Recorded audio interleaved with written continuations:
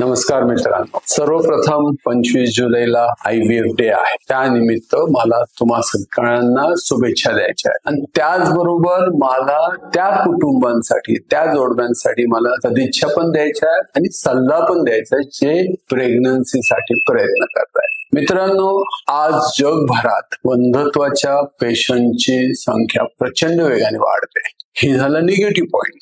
पण आशेचा दिवा आणि किरण असा आहे की आधुनिक उपचार पद्धतीमुळे जे यशाचं प्रमाण 20 आणि 30% होतं ते आज 60-70% पोहोचलेलं आहे. तर मला तुम्हा सगळ्यांना हा सल्ला द्यायचा आहे की तुम्हाला अडचण असल्यास तुम्ही त्वरित तुमच्या परिसरातील तज्ञ डॉक्टरांकडे जा. तुमच्या दोघांच्या, बरं का रे पोरांनो, दोघांच्या, मुलीच्या आणि मुलांची दोघांच्या तपासण्या करून घ्या. दोष कुठे आहे तो शोधा आणि त्याच्या अनुषंगाने ट्रीटमेंटला सुरुवात करा. आणि मला पूर्ण खात्री आहे पुढच्या IVF डे पर्यंत तुमच्यातले बहुसंख्य जोडपे खूप आनंदाची खबर घेऊन आम्हाला भेटायला येते. तर परत मित्रांनो, IVF डेच्या अनुषंगाने तुम्हा सगळ्यांना शुभेच्छा. तुम्हा सगळ्यांची भरभराट हो. तुमच्या सगळ्यांच्या वंध्यत्व प्राप्तीच्या ज्या इच्छा आहेत त्या पूर्णत्वास जाओ.